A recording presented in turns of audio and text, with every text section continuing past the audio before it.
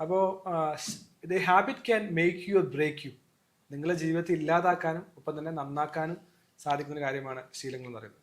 ലോക അത്ഭുതങ്ങൾ അല്ലെങ്കിൽ താജ്മഹൽ അല്ലെങ്കിൽ പിരമിഡ്സ് അല്ലെങ്കിൽ ഇന്ന് നാം കാണുന്ന വലിയ വിജയങ്ങൾ ഇതൊന്നും ഒരിക്കലും ഉണ്ടായതല്ല. ഇതിന് പിന്നിൽ ഒരു ഫോർമുല ഉണ്ടെന്ന് എനിക്ക് മനസ്സിലാക്കാൻ സാധിച്ചു. അതാണ് കൺസിസ്റ്റൻസി പ്ലസ് ആക്ഷൻ. ഒരു കാര്യം തന്നെ കൺസിസ്റ്റന്റ് ആയി ദീർഘകാലം ചെയ്യുന്നവർക്ക് വലിയ വിജയം കൈവരിക്കുവാൻ സാധിക്കും.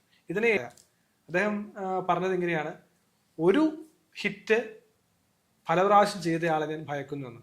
കാരണം അദ്ദേഹം അതിനകത്ത് മാസ്റ്റർ ആയിരിക്കും. ഒരു ഫേമസ് ആകാൻ, റിച്ച് ആകാൻ ആഗ്രഹിക്കുന്ന ആൾ എപ്പോഴും ചെയ്യേണ്ടത് താൻ എന്താ ലക്ഷ്യം വെക്കുന്നത് അതിന് വേണ്ട കീസ്റ്റോൺ ഹാബിറ്റിനെ കണ്ടിന്യൂസ് റിപ്പീറ്റഡ് ഡിസിപ്ലിൻഡ് ആയിട്ട് ചെയ്യുക എന്നുള്ളതാണ്. അപ്പോൾ ഞാൻ അങ്ങനെ വായിച്ച് ധാരാളം പുസ്തകങ്ങൾ ഞാൻ ഇങ്ങനെ വായിച്ചു നല്ല ഹാബിറ്റുകളെ കുറിച്ചുള്ള. ഇപ്പോൾ തിങ്ക് ആൻഡ് ഗ്രോ റിച്ച്, അല്ലെങ്കിൽ power of habits, atomic habits, alchemist, അതുപോലെ തന്നെ പൗലോ കൊയ്ലോ